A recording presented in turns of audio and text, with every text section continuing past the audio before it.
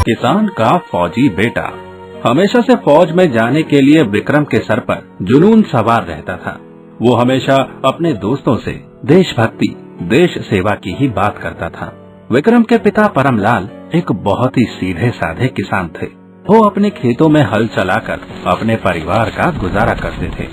विक्रम फौज में जाने के लिए दिन रात तैयारी कर रहा था, लेकिन इस बात की खबर उन्हें नहीं थी।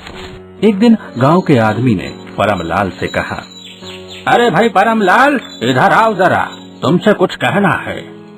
हाँ काका, क्या बात है, कहो। अरे परमलाल, आजकल तुम अपने बेटे को क्यों फौज में भेजना चाहते हो, जो वो दिन रात उसकी तैयारी करता रहता है और गांव के लड़कों को भी कहता है। अरे नहीं काका, मेरा बेटा क्यों फौजी बनने लगा? वो तो सुबह सुबह अखबार डालने जाता है, ऐसा उसने मुझसे कहा था। अरे तुम्हें अपनी खेती बाड़ी से फुर्सत हो तब मालूम करना कि वो अखबार डालने जाता है या गांव के भोले भाले बच्चों को भी देश प्रेम, देशभक्ति की बातें करके अपना और उनका दिमाग खराब करता है। ये फौजी वौजी बनना उसके बस की नहीं है। अरे भला कायर का बेटा कभी फौजी बन सकता है? परमलाल को उनकी बात पर यकीन नहीं होता और ये सच जानने के लिए वो सुबह का इंतजार करता है। वो विक्रम के साथ शाम का खाना खाता है और रात में सो जाता है। अगली सुबह विक्रम फिर से अपने फौजी बनने की चाहत लेकर सुबह सुबह उठता है और निकल जाता है अपने सपनों को पाने के लिए। उसके पिता भी उसका पीछा करते हैं और देखते हैं वो अखबार की नौकरी का झूठा बहाना करके गांव के लड़कों के साथ फौजी बनने की तैयारी करने लगता है। तभी परमलाल आकर कहता है, अच्छा बेटा, तो तुम ये नौकरी करते हो कि मुझसे झूठ बोलकर इन गांव के लड़कों के साथ फौजी बनने की तैयारी करते हो। विक्रम शर्म से अपनी आंखें झुकाकर अपने पिता की बातें सुनता है। बेटा, ये फौजी बनकर सिर्फ और सिर्फ घर वालों को दुख ही मिले हैं। अरे थोड़ी सी तनख्वाह के लिए बॉर्डर पर मरने से अच्छा है कि तुम कोई अच्छी नौकरी कर लो और अपना घर बसा लो। तभी विक्रम कहता है, पापा, बॉर्डर पर फौजी तनख्वाह के लिए नहीं, अपने तिरंगे के लिए खड़ा होता है और मरता है। अगर यही नसीहत दुनिया के हर पिता ने अपने बेटे को दी होती ना, तो आज भी हमारा देश गुलाम ही होता।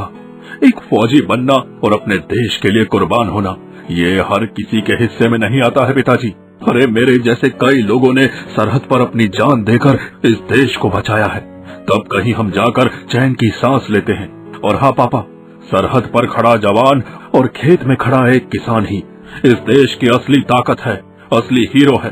अरे जैसे आप खेतों का सीना चीरकर लोगों का पेट भरने का काम करते हैं ना, बस वैसे ही मेरा सपना भी है कि मैं अपने देश की रक्षा करके अपने तिरंगे को ऊंचा रखूं।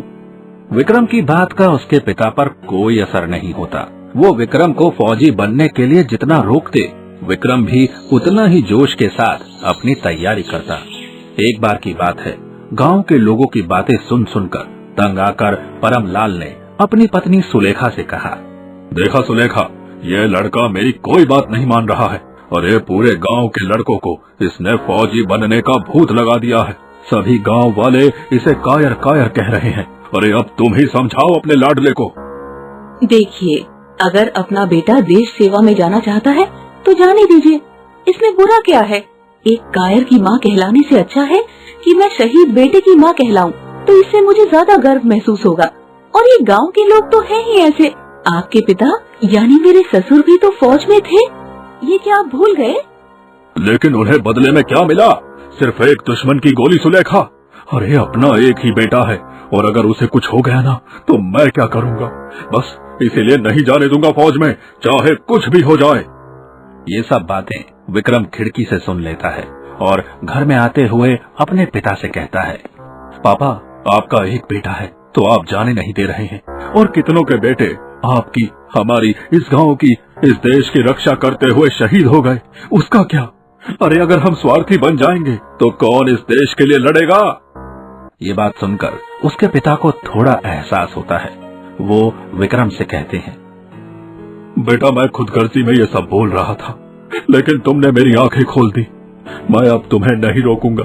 तुम जाओ और इस देश के तिरंगे को सरहद पर फहरा दो और दुश्मनों को बता दो कि इस देश में फौज की कमी नहीं है वो एक फौजी को मारेंगे, 100 फौजी इस देश की रक्षा के लिए हमेशा तैयार रहेंगे। मुझे तुझ पर गर्व है। विक्रम अपने पिता को गले लगा लेता है और अपने पापा का आशीर्वाद लेकर फौज की तैयारी और तेज कर देता है। और एक दिन भारतीय सेना में उसका चयन हो जाता है, जिसकी खुशी में परमलाल पूरे गांव में लड्डू बंटवाता है, खुशी मनाता है। ऐसे ही समय बीतता रहा। विक्रम अपने फौजी धर्म को बखूबी निभाता रहा। एक दिन की बात है, भारत और पाकिस्तान के बीच लड़ाई छिड़ गई, जिसमें विक्रम भी बॉर्डर पर ही तैनात था। उसने दुश्मनों से जमकर लोहा लिया और अचानक उसे दुश्मनों ने घेर लिया और विक्रम को अपने साथ पाकिस्तान में ले गए।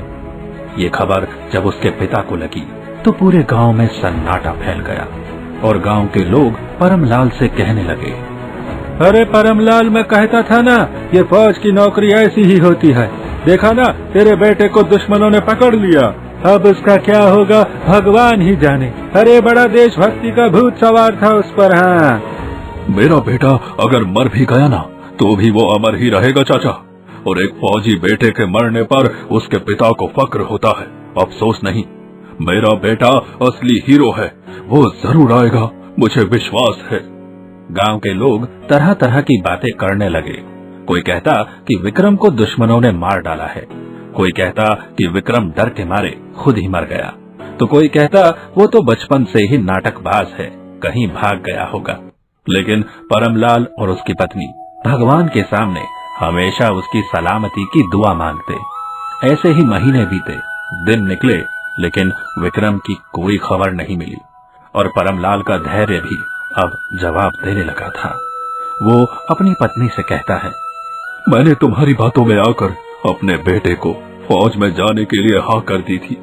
अगर उस दिन तुमने मेरा साथ दिया होता ना तो आज अपना विक्रम सही सलामत अपने पास होता। परमलाल की पत्नी सुलेखा आंखों में आंसू लिए कहती है, आपका विश्वास इतना कच्चा है क्या जो इतनी जल्दी डोल गया? मुझे अपने खून पर पूरा यकीन है कि मेरा बेटा सही सलामत है और भगवान पर पूरा भरोसा। आप देखना, वो दुश्मनों की छाती पर देश का तिरंगा लहराता हुआ आएगा।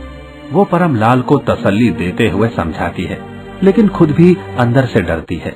एक दिन टीवी पर खबर चली कि मेजर विक्रम ने बड़ी ही बहादुरी से पाकिस्तान में दुश्मनों के बीच रहकर उनके खुफिया अड्डों को तबाह कर दिया और पाकिस्तान में भारत के तिरंगे को लहरा दिया। उन्हें दुश्मनों ने पकड़ा जरूर है, लेकिन ज्यादा दिन रोक नहीं सके। जैसे ही ये खबर सुनी तो पूरा गांव खुशी से झूमने लगा। जो कल तक विक्रम को बुरा भला कह रहे थे, आज उसकी बहादुरी के किस्से सुनकर उनकी खुशी का ठिकाना नहीं था।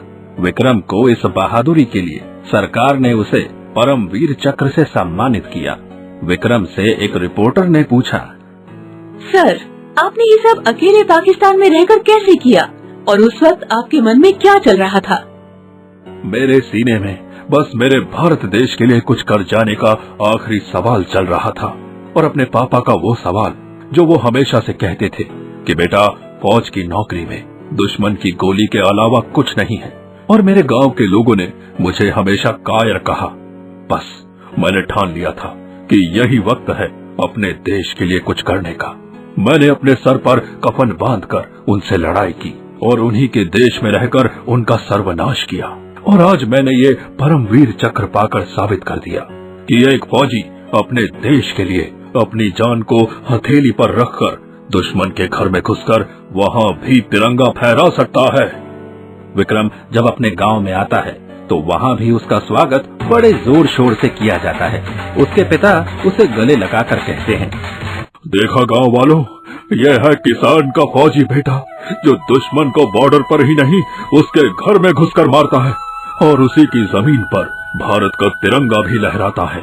परमलाल की बात सुनकर सभी लोग विक्रम की जय जयकार करते हैं और उसे आशीर्वाद देते हैं। दोस्तों, आपको हमारी ये कहानी कैसी लगी हमें कमेंट बॉक्स में जरूर बताइएगा। और हाँ दोस्तों, हम लोग अगर सुरक्षित हैं तो सिर्फ और सिर्फ अपने देश की फौज की वजह से, क्योंकि जब तक सरहद पर देश का जवान है तब तक इस भारत की शान है।